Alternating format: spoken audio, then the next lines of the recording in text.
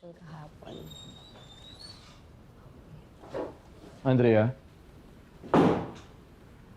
Excuse me lang po, sir, ha? Magkasama ba kayo ni Hana kagabi?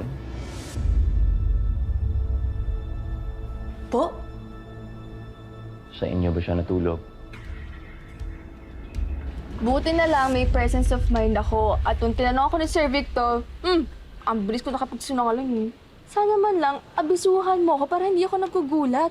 Pati ako madadami sa ginagawa mo Ito eh. naman, sorry na. Kahit naman kasi ako nagulat sa ginawa ko eh. Bigla na lang ako napasugod kay Kelvin in the middle of the night. Akala ko ba ayaw mo na sa kanya kasi scammer siya? Nagpaliwanag siya. Wow, girl! Ang rupok mo rin eh, no? Eto Bumigay ka agad, ha? Hindi, pakinggan mo ako. Kasi naman, girl, di ba? Kahit nagsinungaling siya sa akin, nag-apologize naman siya. Tapos, oo, sige, pinasakay niya ako nung una. Pero exciting naman siya kasama eh. Tapos, kagabi, sinakyan namin isa't isa. Ang horot-horot mo, ha? Oo. So, singgit much? Sige nga, hindi ka kaya maghanap. Alam ko, namimiss mo rin. Hindi mo ba namimiss? Ewan ko sa'yo, no? Diyan ka na. Uwi na ako. Uy, hindi. Wala mo nang uwi. Bakit naman? Hana, umuwi na tayo. Ay! Celso, mauna ka na, ha? Kasi sasamahan ko muna si Andrea. Pagagalitan ho ako ni boss.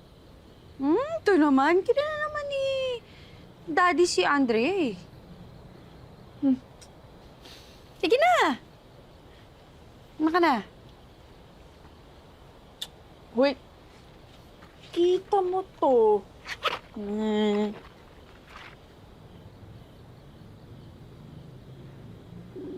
Hello? Okay na, tara na. Kita Aray! mo to. Aray, ah. Ginamit na naman ako. Ayoko maging accessory to the crime, ha? Kailan pa naging krimen ang pagmamahal? Yak! Budoy mo, girl. Kanya ka na ngayon. Hello. Hello.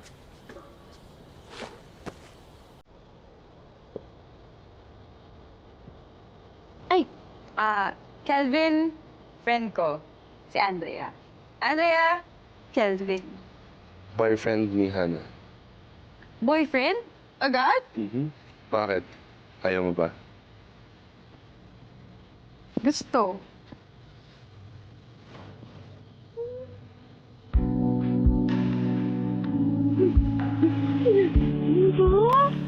So, pagpasensya naman, single kasi. Ha?